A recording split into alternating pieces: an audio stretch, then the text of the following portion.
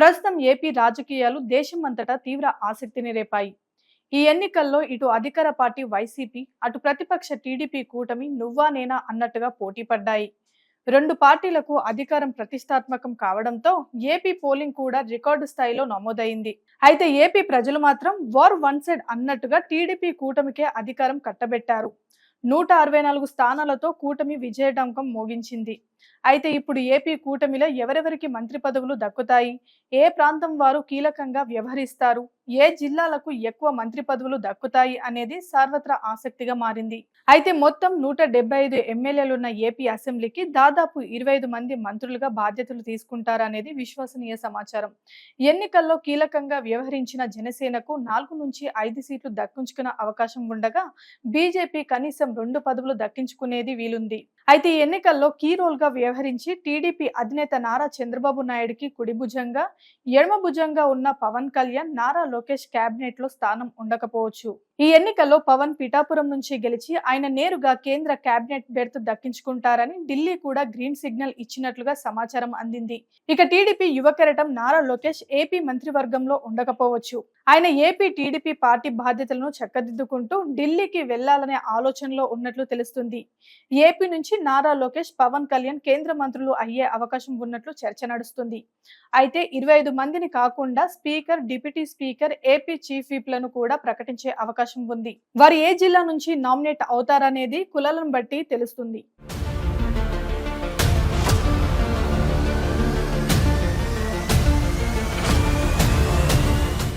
AP మంత్రివర్గం ఏ పార్టీకి ఎన్ని?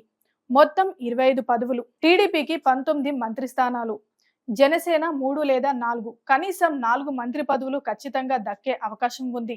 బీజేపీ 2 బెర్తులు. బీజేపీకి తక్కువ సీట్లే కేటాయించినా వారికి ఖచ్చితంగా 2 మంత్రి పదవులు ఇచ్చే అవకాశం ఉంది. సామాజిక ప్రతిపాదికన టీడీపీకి 19 పదవులు దక్కనున్నాయి.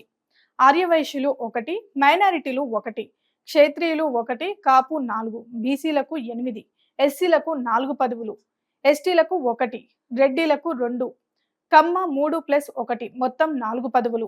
ఏపీ మంత్రివర్గంలో చోటు వీరికే. శ్రీకాకుళం జిల్లా నుంచి అచ్చెన్నాయుడు టీడీపీ సీనియర్ నేత కావడంతో పాటు రాష్ట్ర అధ్యక్షుడు కూడా. వెలమ సామాజిక వర్గం, ఇక 5 సార్లు ఎమ్మెల్యేగా పనిచేశారు. ప్రస్తుత ఎన్నికల్లో 6సారి గెలిచారు కాబట్టి ఈ జిల్లా నుంచి మంత్రివర్గంలో ఛాన్స్ దక్కే అవకాశం ఉంది. కూన రవికుమార్ ప్రస్తుతం టీడీపీ జిల్లా అధ్యక్షుడిగా ఉన్నారు. బీసీ నేత, ఆపై మంచి వాయిస్ ఉంది. చీఫ్ విప్ గా పనిచేశారు కాబట్టి ఆయనకు మంత్రి పదవి దక్కే అవకాశం ఉంది. సమీప అభ్యర్థి తమ్మినేని సీతారాంపై గెలిచాడు. ఈయనకు కేబినెట్ బెర్త్ దక్కుతుంది. ఇక ఈ జిల్లా నుంచి కొండ్రు మురళి, అశోక్ కుమార్ కూడా రేస్ లో ఉన్నారు. కానీ ప్రధానంగా అచ్చెన్నాయుడు, రవికుమార్లకే ఎక్కువగా అవకాశాలున్నాయి.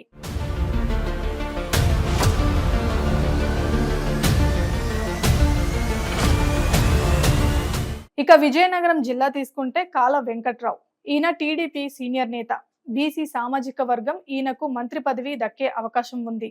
ఇక బేపీ నాయన ఓసీ వర్గానికి చెందిన ఈ పేరు కూడా వినిపిస్తోంది. విశాఖపట్నం జిల్లా విషయానికి వస్తే కొనతాల రామకృష్ణ జనసేన పార్టీ నుంచి బీసీ వర్గానికి చెందిన వ్యక్తి. గతంలో ఎమ్మెల్యే, ఎంపీగా ఉన్నారు. ఈ జిల్లా నుంచి ఈయనకు మంత్రి పదవి దక్కే అవకాశం ఉంది. వంగలపూడి అనిత, ఆమె తెలుగుదేశం మహిళా అధ్యక్షురాలు, ఎస్సీ సామాజిక వర్గానికి చెందినవారు. ఈమె కూడా రేస్ లో ఉన్నారు. అయ్యన్న పాత్రుడు బీసీ వెలమ వర్గానికి చెందినవారు, 6 సార్లు ఎమ్మెల్యే కూడా. ఇక గంట శ్రీనివాస్ కూడా రేస్ లో ఉన్నారు. ఇక తూర్పు గోదావరి జిల్లాకు వెళ్తే గోరంట్ల బుచ్చయ్య చౌదరి, ఈయన ఇప్పటికే 7 సార్లు ఎమ్మెల్యేగా గెలిచారు. లాస్ట్ ఛాన్స్ కింద ఆయనకు మంత్రి పదవి ఇచ్చే అవకాశం ఉంది. ఇక పంతులు నానాజీ జనసేన, కందుల దుర్గేష్ జనసేన, నాదెండ్ల మనోహర్ జనసేన రేస్ లో ఉన్నారు. కందుల దుర్గేష్ కు ఖచ్చితంగా కేబినెట్ హోదా దక్కే అవకాశాలున్నాయి. ఇక పశ్చిమ గోదావరి జిల్లా చూసుకున్నట్లయితే నిమ్మల రామనాయుడు 2 సార్లు ఎమ్మెల్యేగా పనిచేశారు. ఓసీ కాపు వర్గానికి చెందినవారు. ఈసారి ఈయనకు మంత్రి పదవి దక్కే అవకాశం ఉంది.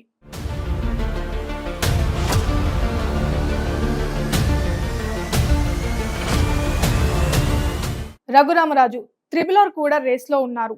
స్పీకర్ లేదా మంత్రి పదవి దక్కే అవకాశాలున్నట్లు టాక్ వినిపిస్తుంది. అయితే ఆయన దూకుడుకు స్పీకర్ పదవి ఇవ్వకపోవచ్చనే టాక్ కూడా ఉంది. పితాని సత్యనారాయణ, ఆయన బీసీ నేత, గతంలో మంత్రిగా పనిచేశారు. టీడీపీ, కాంగ్రెస్ పార్టీలో పనిచేసిన అనుభవం ఉంది. ఇక కృష్ణా జిల్లాకి వస్తే పార్థసారథి, ఆయన వైసీపీ నుంచి కూటమిలో చేరారు. మంత్రి పదవి దక్కే అవకాశం ఉంది. సుజనా చౌదరి బీజేపీ నుంచి సుజన కూడా రేస్లో ఉన్నారు. శ్రీరామ్ తాతయ్య ఆర్యవైశ్య జాబితాలో ఈయన ఉన్నారు. టీడీపీ నుంచి రేస్లో ఉన్నారు. టీజీ వెంకట్ కూడా భరత్ కూడా రేస్లో ఉన్నప్పటికీ శ్రీరామ్ తాతయ్యకు అవకాశాలున్నాయి.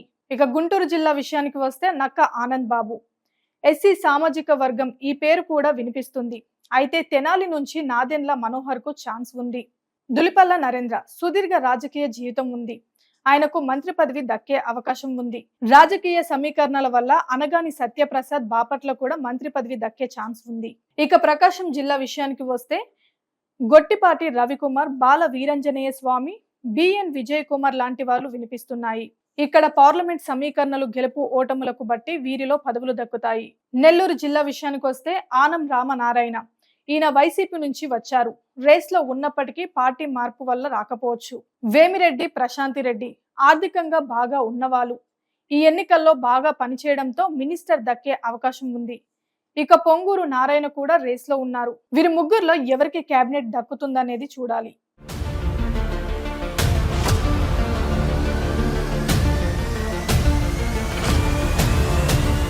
ఇక చిత్తూరు జిల్లా విషయానికి వస్తే నల్లారి కిషోర్ కుమార్ ఈ జిల్లా నుంచి చాలా మంది రేస్ లో ఉన్నప్పటికీ నల్లారికి ఎక్కువగా అవకాశాలున్నాయి. ఇక అనంతపురం జిల్లా పరిటాల సునీత రేస్ లో ఉన్న పయ్యావుల కేశవ్ దక్కించుకునే అవకాశాలున్నాయి. లాస్ట్ టర్మ్ పరిటాల సునీతకి ఇచ్చారు కాబట్టి ఈసారి పయ్యావులకే కేబినెట్ దక్కే అవకాశం ఉంది. ఇక కడప జిల్లాకి వస్తే రెడ్డప్ప మాధవిరెడ్డితో పాటు బీటెక్ రవి కూడా రేస్ లో ఉన్నారు. ఇక కర్నూలు జిల్లా విషయానికి వస్తే బీసీ జనార్దన్ రెడ్డి, మైనారిటీ వర్గం నుంచి ఎన్ఎండి ఫరూక్, షహజాన్ పాషాలు కూడా రేస్ లో ఉన్నారు. ఇక గుమ్మడి సంధ్యారాణి జనసేన నుంచి చెర్రి బాలరాజు కూడా రేస్ లో ఉన్నారు.